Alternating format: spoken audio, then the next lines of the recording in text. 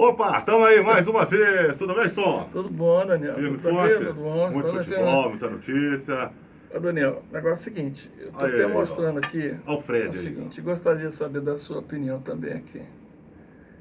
Essa história do Fred, na verdade é assim, o Atlético fica de um lado falando que está mais ou menos, o Cruzeiro de outro, mas a verdade é que o torcedor fica numa ansiedade danada. Só para esclarecer para todo mundo, pessoal que não viu, acho que é impossível não ter visto, né? Porque a informação está para todo lado.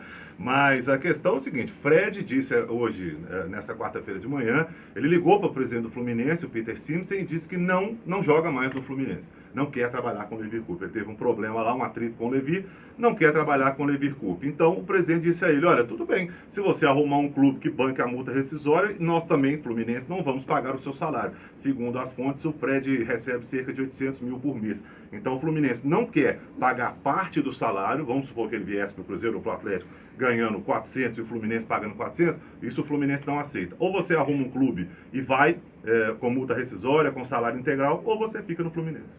O problema, Daniel, é o seguinte, tem que saber se o Fred vai escolher, se o Fred vai aprovar o Aguirre, ou vai aprovar o David, ou o Cuca. Eu acho um absurdo. Eu acho que um jogador que recebe o salário que o Fred recebe tem que dar bom exemplo dentro e fora de campo. Acho que essa postura do Fred se deve à fragilidade do futebol brasileiro. Um jogador que fez uma péssima Copa do Mundo, decepcionou a todos, mas num clube que precisa até mais de um garoto propaganda do que de um artilheiro, e ele também é artilheiro, aí o cara vira isso. Quer dizer, eu nunca... Um negócio absurdo. Olha, com esse chefe eu não trabalho, mas o chefe, hierarquicamente, é que tem que decidir. Então, o futebol brasileiro está caminhando para um lado muito ruim. E quanto ao futebol mineiro, eu fico pensando, ter um artilheiro como o Fred poderia ser uma boa, se o Fred não estivesse nessa fase dele de escolher treinador. É por isso que eu sou contra esse negócio de grupo de jogador escolher treinador. Diretor de futebol. Porque é o seguinte, inverte a situação. E o Levir Coupe, ele pegou essa pecha aí de sempre colocar o ídolo no banco ou mandar embora e tal. Mas se você voltar um pouco aí, o Diego Tardelli, quando estava aqui no Atlético e teve uma rusga, vamos dizer assim, com o Levir, como é que estava o Diego Tardelli naquela época? Estava bem? Estava jogando um bom futebol? O Levir tirou do time e falou: olha, comigo joga quem estiver bem. E até na crônica esportiva, eu quero falar uma coisa aqui. Tem gente que fala mal do Levir, sabe por quê? Porque o Levir foi sincero. O Levir é um cara que não faz média com certos tipos de cronistas, então o pessoal fica na bronca com ele. Agora, é um dos caras mais corretos do futebol brasileiro, esse Levir, e está fazendo certo. E ainda bem que ele chegou para o Atlético numa época que ele tirou o Ronaldinho, que já não estava jogando nada, que nós não jogava coisa nenhuma, e ajeitou as coisas. Então, é preciso respeitar. Agora, fora isso, o que seria? Sobre o Levir, eu concordo com o que o senhor disse e assino embaixo. Eu só acho que o Levir aqui no Atlético, por exemplo, ele teve uma mudança de comportamento brusca de um dia para o outro, depois que o Atlético começou a perder. Né?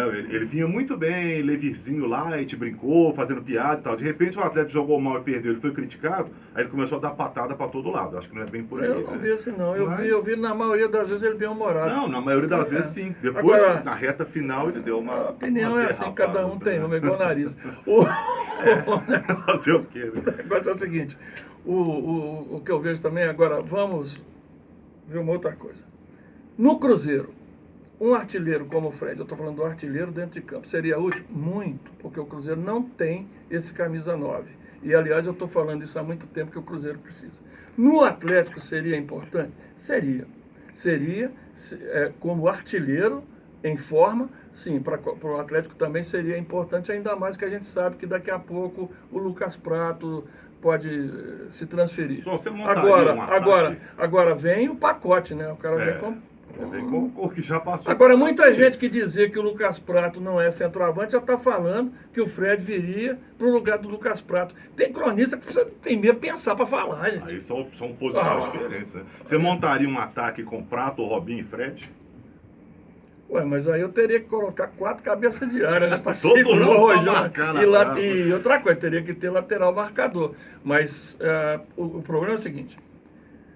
O Lucas Prato tem uma boa condição física, mas Robinho e Fred não têm a mesma condição física que você vê em jogadores de alta categoria em outros clubes, como por exemplo no Barcelona. Se eles tivessem aquela condição física, aquela movimentação, sim, mas não dá. É muito complicado. Eu acho que eu colocaria os três para jogar. Se eu sou técnico do time e eu tenho os três, eu acho que o jogador bom tem que jogar de qualquer forma. Seleção de 70 não adaptou um aqui e outro ali para poder jogar, não colocou o Piazza de zagueiro. Eu acho que o jogador que tem qualidade tem que jogar, né? Tá certo. Não, o problema é o seguinte. O problema é que no futebol de 1970 era outra história. Era uma coisa. O cara fumava no Gerson, fumava no vestiário e entrava para jogar.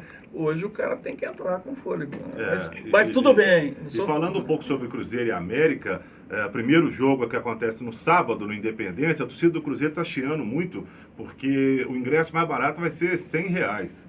E o outro R$150, né, o mais caro. Mas aí o pessoal do Cruzeiro esclareceu, olha, peraí, quem coloca o ingresso do jogo é o mandante. O Cruzeiro e o América entraram em acordo só para os sócios torcedores de um e de outro terem direito a meia entrada quando o outro for mandante. Ou seja, nesse jogo de sábado, Cruzeiro, América e Cruzeiro, o sócio do Cruzeiro paga meia e isso se inverte quando o jogo for no Mineirão.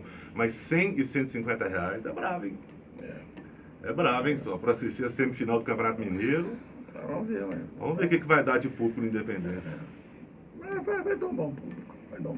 E amanhã temos Atlético e Melgar. Assunto para amanhã, né? Para amanhã. Voltamos então depois com muito mais sobre futebol mineiro. Obrigado pela audiência, gente. Valeu, som. Falou. Amanhã tem mais, né? Tem. Abraço.